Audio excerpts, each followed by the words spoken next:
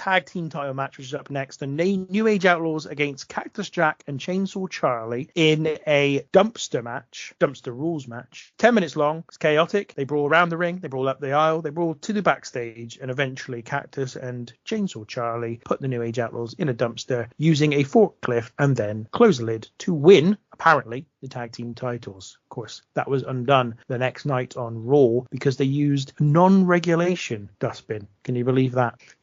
Why don't you go first, Stephen, this time? The F in WWF was silenced during Road Dogg's pre-match spiel, which upset me an irrational amount. Just come on. I don't like these sort of matches now. I didn't like it then. Rewatching the unprotected chair shots make me feel a bit nauseous, really. And I felt the guys half killed themselves to little or no reaction here, other than the big spot where Jack and Gunn went into the dumpster. And with the decision backstage, the crowd didn't react to it. I thought this whole thing was a bit sad, really. I can imagine, having consumed so much Mick Foley's stuff over the years in terms of books and podcasts, that he would have probably been thinking about this for weeks and trying to create this incredible thing that just I didn't think this worked on any level, really. And it was just sad was my reaction to it. This is one of the matches that for me created that initial buzz around the show, and gradually people have reassessed it and gone, actually not as good as it originally appeared. I think genuinely this was probably one of the highlights of the show at the time. And then as time's gone on, people have gone, yeah, but it's not that good, is it? It's a bit messy, it's a bit nothing. And they go backstage, and live crowds are always predisposed to hate going backstage because it's not in front of them where they bought the tickets for, so they may as well watch it on TV. So yeah, I'm in agreement with you on this one. I didn't think this was very good at all, and it was very disappointing because, as I say, if I was making a very quick list, having prior to doing this series, of the best match on each show, this might have been in contention for this show. Watching it now, I can see it's nowhere near the best one. Might even be the worst. It's not as bad as the Battle Royal, but it's probably the worst of everything else. It's interesting you say that, because I quite enjoyed this one. It is interesting to look back, and of all the people who, the stars from the past who you see today, Mick Foley's one who I do think, oh my God, I mean, he really did, he just went above and beyond, really above the call of duty, to try and to get over the matches that he was in. And I think that this was a prime example. Profile-wise, I'm not sure how, looked forward he was, going into the match, and going into the show. But, you could tell by the way that Mick Foley was working. He tried his ass off to get this over. Like, every bump he took was just brutal. It was hard as hell.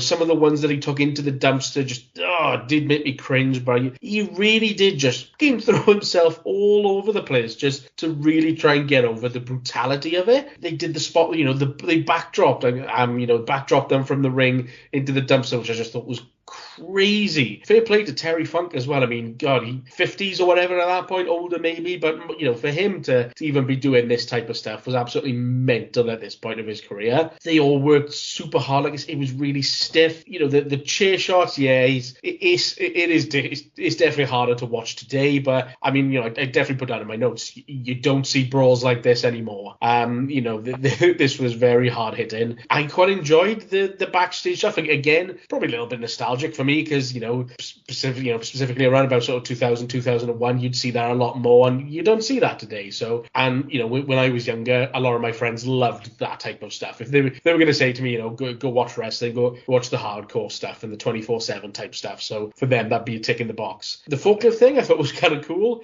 and a little interesting way of doing the finish. Yeah, like I said, this was good. I think they worked harder than the match was good, if that makes any sense. But yeah, this was all right for me. I enjoyed this one. Yeah, I mean, it wasn't on the level of Terry Funk's 2000 WCW run, which was for me just really sad, like really, really sad. Just watching him take incredible kind of amount of punishment for no return whatsoever. And it did work. I mean, in fairness, the angle that built this match for me was a brilliant slice of television. So it basically took up the first 40 minutes of the episode of Raw that it was on. They had a match between Chainsaw Charlie and Cactus Jack. It was, I think, Falls Count Anywhere. They jumped off of something into a dumpster. It might have been the Titantron, in fact. They jumped off it into a dumpster. The lids came down, and then the New Age Outlaws ran out and pushed it off the stage in a really kind of dramatic moment. And for the match lasted maybe 10 minutes. minutes. For the next half an hour, there's like ambulance crews and everything trying to make sure they're okay. There are even Jerry Lawler's like saying as the heel commentator, like, oh, the New Age Outlaws went too far. They've gone too far. This was genuine in life, life threatening. They should never have done this. They even have a couple of the heels do a promo where they're asked about it and they go, yeah, no, you don't want to see that. You don't want to see that. They add like, as I said, officials around Foley and Funk for ages, like making sure they're okay, taking them off to the ambulance. It was the exact opposite of the way AEW build their angles, where basically the angle happens and they just race off to do something else. This was, let's dwell on it, let's get people's reactions. It was a really good visual. Let's just really milk it for everything it's worth. And so that was really good. But for me, the execution of the match wasn't great. But I guess I am looking at it now in hindsight, and I think at the time it did stand out as something relatively different and exciting. And certainly this part of the product was definitely something that would become key again to WWE during the Attitude Era, is this sort of hardcore or harder edged wrestling.